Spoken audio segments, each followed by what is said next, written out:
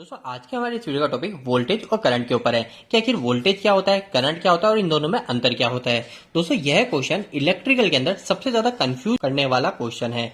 इसके अलावा दोस्तों हमारे जो इलेक्ट्रिशियन होता है उनसे सबसे ज्यादा पूछे जाने वाला प्रश्न भी यही है। तो दोस्तों आज के इस वीडियो के अंदर हम इन दोनों के बारे में बिल्कुल आसानी से जान लेंगे। दोस्तों मैं आपको पहले ही बता दूं कि आखिर जो वोल्टेज होता है और ये करंट होता है ये इतना आसान है समझना, पर इसको काफी ज्यादा घुमा फिरा दिया जाता है।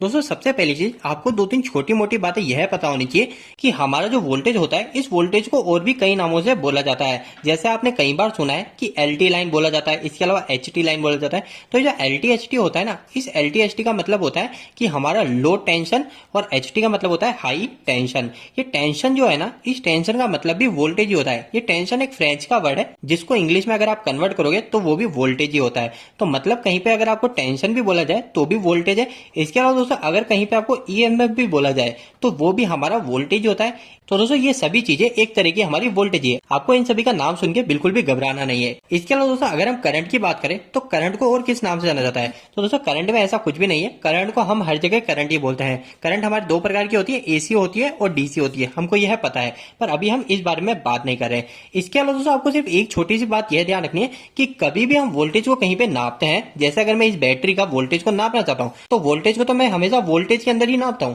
पर करंट को मैं हमेशा एम्पियर के अंदर नापता हूं।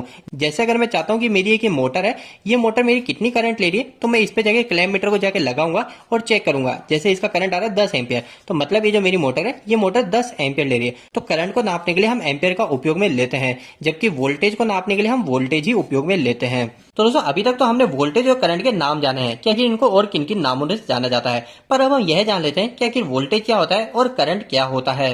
तो दोस्तों इसको समझने के लिए आप काफी अच्छा सा और एक छोटा सा उदाहरण को देख सकते हैं। दोस्तों जैसे कि आप मान सकते हो कि यहाँ पे हमारे पास में एक ये तालाब है। इस तालाब के अंदर हमारा बहुत सारा पानी भरा हुआ है और दोस्तों इसके अलावा यहाँ पे एक हमारे पास टंकी है। ठीक है, हमारे घर के अंदर जो पानी की टंकी लगी रहती है छत पे, आप ये समझ सकते हो कि यहाँ पे एक हमारी एक टैंक है। और दोस्तों ये जो टैंक और ये जो तालाब है ये दोनों आपस में एक पाइपलाइन के माध्यम से कनेक्ट है। पर दोस्तों अब मैं यह चाहता हूँ कि हमारे जो तालाब का पानी है, इस पानी से हमारी ये घर की जो टंकी है ये टंकी भर जाए। पर दोस्तों ऐसा तो होगा नहीं, चाहे यहाँ पे पाइपलाइन लगी हुई है पर हमारा पानी इधर से इधर नहीं जाएगा। क्यों नहीं जाएगा? क्योंकि इस पानी को एक प्रेशर की जरूरत है, मतलब इस पानी को एक धक्का लगाने वाले की जरूरत है। तो यहाँ पे जो धक्का लगाने का काम क्या करेगा, वो करेगी दोस्तों हमारी मोटर। हम लाएंगे एक मोटर पंप और उस मोटर पंप को हम यहाँ पे लगा देंगे और जो मोटर पंप होगा ये पानी यहाँ से खींच के इधर भेज देगा और हमारी जो टंकी है ये टंकी भर जाएगी। तो दोस्तों हमारे यहाँ पे इस मोटर पंप ने क्या किया, एक प्रेशर लगाने का काम किया। उस प्रेशर की मदद से क्या हुआ, हमारी जो टंकी है ये टंकी भर गई। तो आपको सिर्फ इतना सा ध्यान रखना है कि हमारी मोटर ने एक प्रेशर लगाने का काम किया। इसी तरीके से दोस्तों हमारा जो वोल्टेज होता है ये वोल्टेज भी हमारा इलेक्ट्रिकल के अंदर प्रेशर लगाने का ही काम करता है। जैसे हमारी इस मोटर ने इस पानी को यहाँ पे प्रेशर के साथ धक्का लगाया, इसी तरीके हमारा जो वोल्टेज होता है वो वोल्टेज हमारे इलेक्ट्रिकल के अंदर इलेक्ट्रॉन को धक्का लगाने का कार्य करता है। तो दोस्तों अब आपको यह तो पता चल गया कि वोल्टेज क्या होता है। वोल्टेज एक तरह का प्रेशर होता है, पर अब हम करंट को कैसे समझे? तो करंट को समझने के लिए हम एक उदाहरण बना रहे हैं कि हम मान लेते हैं हमारे पास में एक ये मोटर है। अब मैं इस मोटर को चलाना चाहता हूँ। ये मोटर हो सकता है या फिर आप मान लेते हो कि यहाँ पे एक लैंप है। तो इस लैंप को चलाने के लिए हमको क्या करना पड़ेगा, इस लैंप के अंदर से हमको करंट को गुजारना पड़ेगा। हमारा कोई भी उपकरण कब चलता है दोस्तों, हमारा उपकरण तभी चलता है जब उसके अंदर से हमारे करंट फ्लो होती है। जब तक उपकरण के अंदर से हमारी करंट फ्लो नहीं होगी तब तक हमारा कोई भी उपकरण नहीं चलेगा। पर दोस्तों एक चीज ध्यान रखिएगा, करंट हमारा तभी फ्लो होगा जब हमारे वोल्टेज का प्रेशर बढ़ेगा। जैसे यहाँ पे हमारा पानी तो था पर पानी हमारे इस टैंक में नहीं जा पा रहा था। क्यों नहीं जा पा रहा था? क्योंकि हमारे पानी को एक प्रेशर की जरूरत थी। इसी तरीके से दोस्तों हमारा करंट तभी बनेगा जब हमारे पास इलेक्ट्रिकल का वोल्टेज होगा। दोस्तों अगर आपने इलेक्ट्रिकल के अंदर ITI या फिर डिप्लोमा कर रखा है तो आपको यह लाइन जरूर पता होनी चाहिए, क्योंकि हमारे इलेक्ट्रिकल के इंटरव्यू के अंदर आपसे छोटी चीज पूछी जा सकती है कि हमारा जो वोल्टेज होता है वो वोल्टेज क्या करता है। वोल्टेज इलेक्ट्रॉन को धक्का लगाता है या फिर करंट को धक्का लगाता है? तो आपको यह पता होना चाहिए कि हमारा जो वोल्टेज होता है वो वोल्टेज इलेक्ट्रॉन को धक्का लगाने का काम करता है। जैसे दोस्तों हमारे पास में एक ये लैंप था, इस लैंप को चलाने के लिए मैं क्या करूंगा, ये जो वायर है इस वायर पे यहाँ पे वोल्टेज कनेक्ट करा दूंगा। तो दोस्तों जैसे मैंने इसके अंदर वोल्टेज को कनेक्ट कराया तो हमारी जो वायर है, इस वायर के अंदर हमारे कई सारे छोटे छोटे से इलेक्ट्रॉन होते हैं और ये कई सारे होते हैं, अनगिनत होते हैं। तो जैसे मैं इसके अंदर वोल्टेज का प्रेशर लगाऊंगा ना, तो हमारे जो भी इलेक्ट्रॉन है ये इलेक्ट्रॉन पे एक धक्का लगेगा। जैसे कि अभी मैंने आपको बताया वोल्टेज इलेक्ट्रॉन को धक्का लगाने का कार्य करता है। तो ये जो वोल्टेज जैसे अप्लाई करा तो हमारे जो इलेक्ट्रॉन है ये इलेक्ट्रॉन धक्का लगने लग जाएंगे और जैसे हमारे इलेक्ट्रॉन ये बहने लग जाएंगे उसी समय हमारा जो लैंप है, जो हमारा बल्ब है, ये बल्ब जल उठेगा, मतलब चलने लग जाएगा।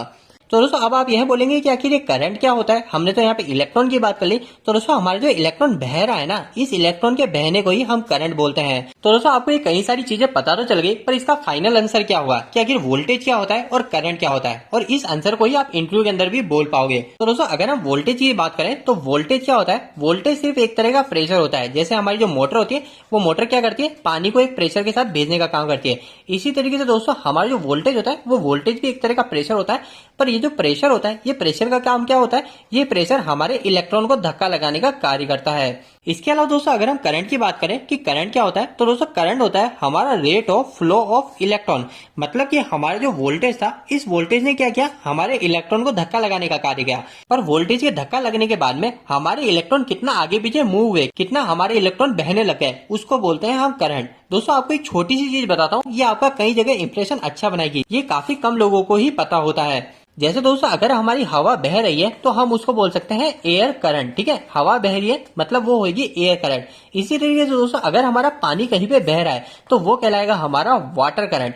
इसी तरीके से दोस्तों अगर हमारे कहीं पे इलेक्ट्रॉन बह रहे हैं, ठीक है, इलेक्ट्रॉन बह रहे हैं, तो उसको बोलते हैं दोस्तों हम इलेक्ट्रिक करंट। तो आपको यह पता होना चाहिए कि करंट का मतलब क्या है। तो करंट का मतलब यह है कि कोई भी चीज बह रही है, चाहे वो वाटर हो तो वो वाटर करंट कहलाएगी, एयर हो तो वो एयर करंट कहलाएगी। पर अगर हमारा कहीं पे इलेक्ट्रॉन बह रहे हैं तो वो कहलाता है हमारे इलेक्ट्रिक करंट। अब आपको पता चल गया होगा कि करंट का मतलब क्या होता है। करंट का मतलब होता है हमारे इलेक्ट्रॉन के बहने की दर को हम करंट बोलते हैं। जबकि वोल्टेज क्या होता है, वोल्टेज हमारे इलेक्ट्रॉन को धक्का लगाने का कार्य करता है। वोल्टेज की मदद से हमारे इलेक्ट्रॉन बहने स्टार्ट करते हैं। तो दोस्तों उम्मीद है कि आज के इस वीडियो के माध्यम से आपको कुछ बेहतर जानकारी मिली होगी। दोस्तों इस वीडियो खत्म करने से पहले आपके लिए काफी महत्वपूर्ण सूचना है कि हमने एक वेबसाइट स्टार्ट करी है जिसका नाम है www.engineeringdost.com। दोस्तों इस वेबसाइट पे आपको काफी अच्छे हिंदी में इलेक्ट्रिकल और मैकेनिकल से जुड़े आर्टिकल मिलेंगे। और दोस्तों आपको यहाँ पे जो भी आर्टिकल मिलेंगे वो इतने अच्छा शब्दों में होंगे कि यहाँ पे कोई 8वीं या 10वीं क्लास के लड़के भी जाके इनको पढ़ते हैं, वो भी अच्छे से इलेक्ट्रिकल और मैकेनिकल को समझेंगे। तो दोस्तों एक बार हमारी वेबसाइट से जरूर जुड़िए। इसके लिए आप गूगल पे जाकर सर्च मार सकते हो इंजीनियरिंग दोस्त। और दोस्तों आपको वेबसाइट कैसी लगी प्लीज वहां पे कमेंट बॉक्स में कमेंट करके जरूर बताइएगा। दोस्तों आपको यह वीडियो कैसा लगा, इस वीडियो को लाइक करके जरूर बताएं। अगर आपको कोई भी सवाल इस वीडियो के प्रति या इलेक्ट्रिकल से जुड़ा है तो आप मुझे नीचे कमेंट बॉक्स में कमेंट करके पूछ सकते हैं। इलेक्ट्रिकल वीडियो अगर आप हिंदी में देखना पसंद करते हैं आज हमारे चैनल को सब्सक्राइब कर लीजिए। आज के लिए इतना ही, धन्यवाद।